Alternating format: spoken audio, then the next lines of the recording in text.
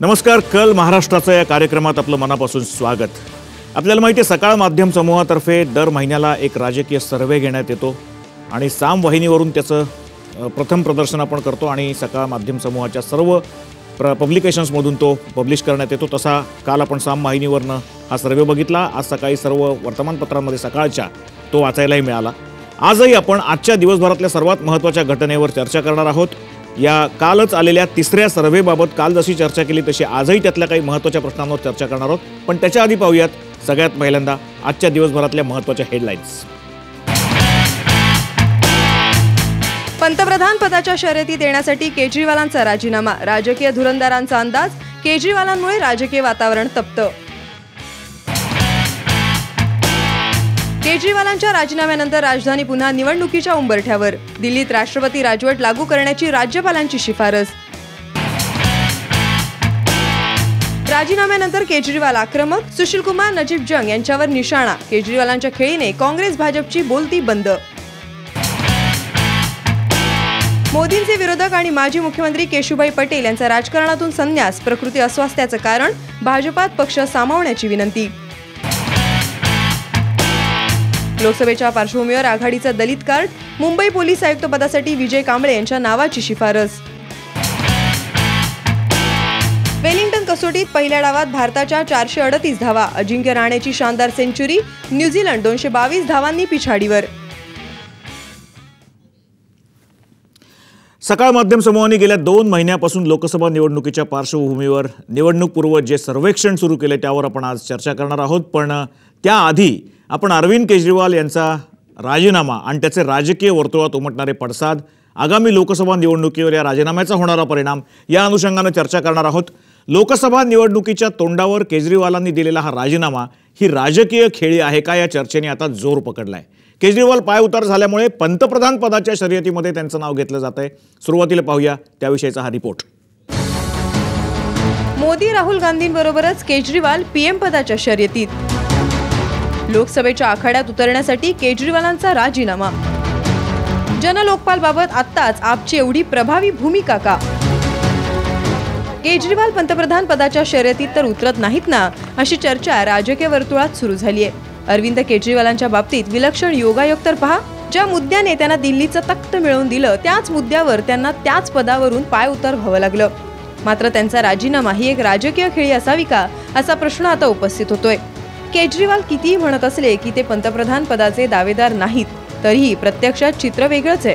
आपचे नेते योगेंद्र यादव यांनी महिन्याभरापूर्वीच केजरीवाल हे पंतप्रधान पदाचे उमेदवार असल्याचं म्हटलं होतं. त्यामुळे जनलोकपालच्या मुद्द्यावर राजीनामा देऊन केजरीवाल यांनी एकाच दगडात काँग्रेस आणि भाजपला गारद केल्याचं बोललं जात आहे. आज झालेल्या पत्रकार परिषदेत योगेंद्र यादव यांनी आपची भविष्यातली रणनीती स्पष्ट केली. राष्ट्रीय कार्यकारिणी ने पूरे देश भर में लोगों तक अपनी बात पहुंचाने के लिए आज से लेकर के और अगले 10 दिनों तक पूरे देश भर में झाड़ू चलाओ, बेईमानों को हराओ, ये यात्रा आज से शुरू किया है. 24 राज्यों में 332 लोकसभा क्षेत्रों में करीब 2,500 यात्राएं आज से लेकर के और अगले 1 हफ्ते तक.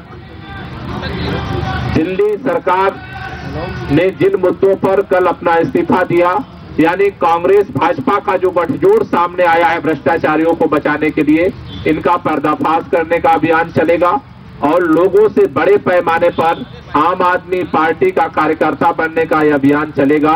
आम आदमी पार्टी का यह मानना है कि लोकपाल अगर नहीं बन सकता, भ्रष्टाचार के खिलाफ कानून नहीं बन सकता, तो आम आदमी पार्टी की सरकार को 1 मिनट भी सत्ता में रहने का अधिकार नहीं है.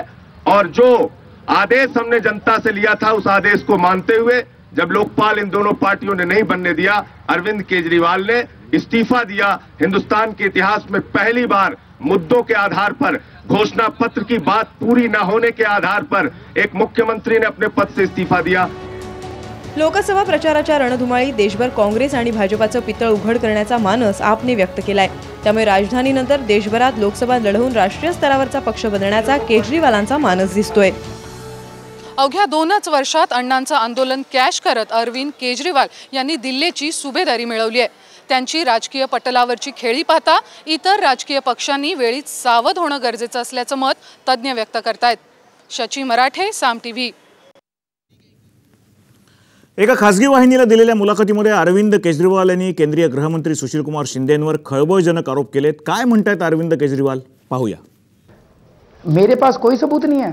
आर.के. सिंह जो होम सेक्रेटरी थे, उनका बयान है, सुशील कुमार शिंदे जी के अपने से होम सेक्रेटरी थे, उनका बयान है कि होम मिनिस्टर चिटें भेजते थे इस एसएचओ को इस थाने में, इस एसएचओ को इस थाने. देश का होम मिनिस्टर दिल्ली के थानों की ट्रांसफर कर रहा है, तो कुछ ना कुछ तो गड़बड़ है.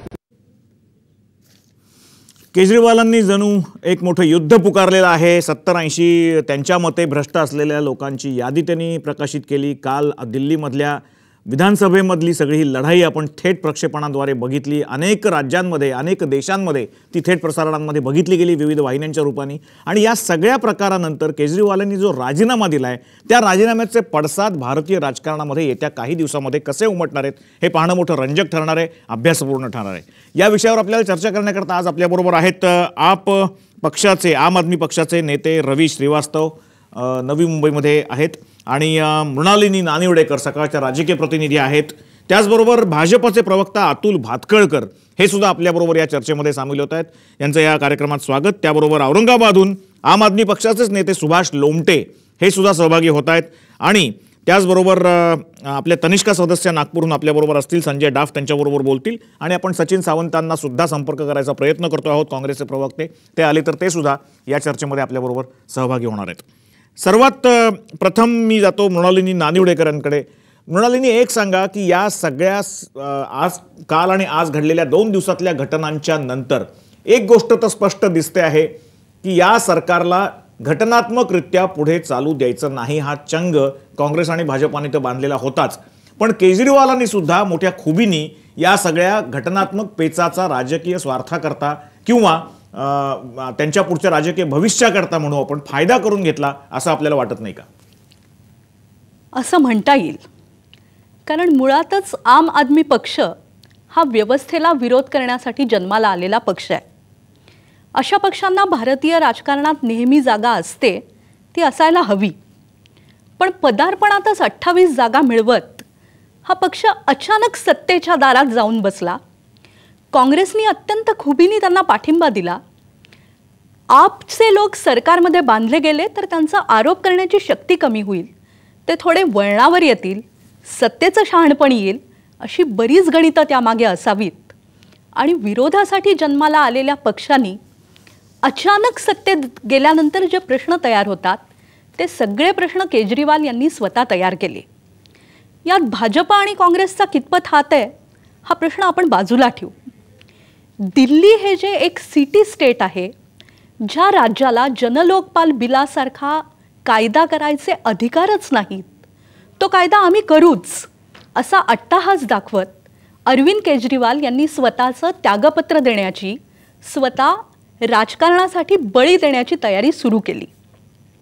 भारतीय राजकारणाला त्यागाचा पण इतिहास आहे. जेव्हा 272 मतं मिळत नाहीत तेव्हा मी राजीनामा देतो असं सांगून जे अटल बिहारी वाजपेयी निघाले, त्यामुळे भारतीय जनता पक्षाला फार मोठा फायदा झाला, नाकारायचं कारण नाही. सोनिया गांधींना पण केव्हा तरी आत्म्याचा आवाज ऐकू आला आणि त्यांनी पंतप्रधान पदापासून दूर राहण्याचा निर्णय घेतला. त्या त्यागाच्या भरोशावर काँग्रेस आजपर्यंत चालली. मला असं वाटतं राजकारणाच्या क्षितिजावर अवतरलेल्या आपला 2 वर्षातच जे काही स्वप्न पडायला लागली आहेत, त्या स्वप्नात त्यांनी भारताच्या राष्ट्रीय राजकारणात स्वतःला लॉन्च करायचा निर्णय घेतला आहे.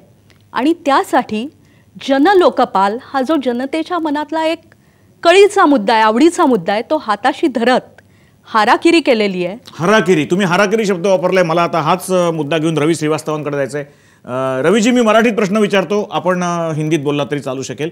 एक सांगा, हा हाराकिरी शब्द आत्ता मृणालिनींनी वापरला, पण आत्ता ज्या जनलोकपाल बिलाच्या म्हणजे मुद्द्यामुळे केजरीवाल सत्तेमध्ये आले, सुरुवातीला अण्णा हजारेंचं आंदोलन त्याच विषयी चालू होतं, अण्णा हजारे आणि ते एकत्र होते, पण यांनी राजकारणात त्याचा निर्णय घेतला. पण ज्या मुद्द्यामुळे ते सत्तेमध्ये आले तोच मुद्दा, त्याचा कायदा करता येत नाही म्हणून आज त्यांना राजीनामा द्यायला कारणीभूत झालेला आहे. ह्याला योगायोग म्हणायचा का ह्याला केजरीवालांनी आखलेलं गणित म्हणायचं? पण एक आरोप मात्र सगळीकडनं होतोय की केजरीवालांना आंदोलन उत्तम चालवता येतं, त्यांना प्रशासन करता येत नाही. शासन करण्याकरता ते अयशस्वी किंवा अपयशी ठरले आणि ज्या घोषणा त्यांनी केलेल्या होत्या, जी वचनं जनतेला दिली होती ती पाळता येत नाहीत म्हटल्यानंतर राजकीय हौतात्म्य त्यांनी पत्करलं. काय वाटतं तुम्हाला? देखिए, सबसे पहले मैं आपको बताना चाहूँगा कि आपने बहुत अच्छी बातें बताई इतिहास के बारे में कि अन्ना जी के आंदोलन से हमारी पार्टी का उससे अलग होने के बाद में हमारा एक पार्टी का जन्म हुआ। मगर सबसे पहली चीज़ अगर आपको याद हो तो 2011 जब से ये पार्टी का जिसे कहिए इंडिया अगेंस्ट करप्शन भी हुआ था, जन लोकपाल बिल ही हमारा एक मुद्दा था। जन लोकपाल बिल और एक स्वराज यानी डिसेंट्रलाइजेशन ऑफ पावर, जनता के हाथ में शक्ति देना, जनता के हाथ में सत्ता देना। ये दो बिलों को लेके ही हम दिल्ली की जनता के पास अपने वोट मांगने के लिए गए थे। और अगर हम उन दो वादों को पूरा नहीं कर सकते तो आपको यह भी याद होगा कि 8 दिसंबर को ही अरविंद जी जैसे ही 28 सीटें आई थी, उन्होंने कहा था कि हमें कोई सत्ता में आने का शौक नहीं है, हम बिल्कुल सरकार नहीं बनाना चाहते, हम विपक्ष में बैठेंगे और अपना जन लोकपाल बिल के लिए हम सरकार पे दबाव डालेंगे। परिस्थितियां कैसी बनी? भाजपा जैसी पार्टी सरकार बनाने से भाग खड़ी हुई और उन्होंने कहा हमारे पास में बहुमत नहीं है। और जगहों पे तो वो हमेशा एमएलए खरीद लिया करते थे, पता नहीं दिल्ली में उन्होंने ऐसा करने से क्यों परहेज किया, मगर उन्होंने सरकार नहीं बनाई और एक मजबूरी में अरविंद केजरीवाल को वहां पे सरकार बनानी पड़ी, जिसमें कांग्रेस ने अपना समर्थन दिया। कांग्रेस से हम समर्थन न कभी मांगने गए थे और ना हमने कभी उनको पूछा था और ना आज भी पूछते हैं, पर वो अपने आप उन्होंने समर्थन दिया, सरकार बनी। हमने अपने वादे जो मैनिफेस्टो में लिखे थे, आपको याद दिला दूं कि भाजपा की भी 3 सरकारें बनी हैं, उन्होंने शायद मैनिफेस्टो का पहला पन्ना भी खोल के नहीं देखा। एका प्रश्नाचं मला उत्तर द्या। आपल्याला जर हे पहिल्या दिवसापासून माहिती होतं की भाजपा किंवा काँग्रेस आपल्याला अडचणीमध्ये आणू शकतं, शेवटी काँग्रेसच्या पाठिंब्यावर सरकार उभं होतं, काँग्रेसच्या नेत्यांविरुद्ध आपण आरोप करणार, भ्रष्टाचाराची प्रकरणं उघडी करणार, हे काही काँग्रेसला माहिती नव्हतं अशातला भाग नाही। पण जेव्हा तुम्ही घटक पक्ष म्हणून एखाद्या पक्षाचा स्वीकार करता आणि त्यांच्या पाठिंब्यावर सरकार उभं करता, त्यावेळेला त्या पक्षाच्या कुठल्याही नेत्याविरुद्ध आरोप करता क्षणी आपलं सरकार खाली येऊ शकतं। इतकं न कळण्या इतके केजरीवाल हे अव्यवहारी आहेत असं कोणीही मानणार नाही। काय म्हणता आपण? नहीं, इसमें कोई शुरू से ही कोई गलत बात नहीं थी। अरविंद ने स्पष्ट कहा था कि चाहे वो शीला दीक्षित हो और चाहे हर्षवर्धन हो, चाहे वो कांग्रेस का भ्रष्टाचार हो, चाहे वो भाजपा का भ्रष्टाचार हो, दोनों दिल्ली में एक 15 वर्ष से और एक 7 वर्ष से शासन कर रहे थे एमसीडी में और दिल्ली में, और उन दोनों में से किसका भी भ्रष्टाचार होगा उसको हम उजागर करेंगे। रवी जी, केजरीवालांना जनतेने जबरदस्ती केलेली नव्हती। सरकार स्थापनेकरता क्लिअर मॅन्डेट जर नसेल तर ज्याप्रमाणे भाजपा आणि काँग्रेसनी नकार दिला होता त्याप्रमाणे केजरीवाल नकार देऊ शकले असते। हे आता जे हुतात्म्य दाखवलं जाते ते कुठेतरी आमंत्रित केलं गेलं असं वाटत नाही का तुम्हाला, मुद्दाम स्वतः नॅशनल हीरो बनण्याकरता? नहीं, आप इसमें थोड़ा सा कंफ्यूजन है कि आप बता रहे हैं कि कांग्रेस को और भाजपा को जब भी मौका दिया गया, पहले भाजपा ने सरकार बनाने से मना किया। नहीं, तो घटनाक्रम सगळ्यांना माहिती आहे, पण तसाच नकार केजरीवाल देऊ शकले असते। फार काय झालं असतं, राष्ट्रपती राजवट आली असती, पुन्हा निवडणुका झाल्या असत्या। बिल्कुल ठीक कह रहे हैं आप। अरविंद ने सरकार बनाने में कोई जल्दी नहीं की। अरविंद ने पूरा 1 हफ्ता दिल्ली की जनता से 280 सभाएं करके जनता का एक राय पूछी कि हम सरकार बनाएं या ना बनाएं।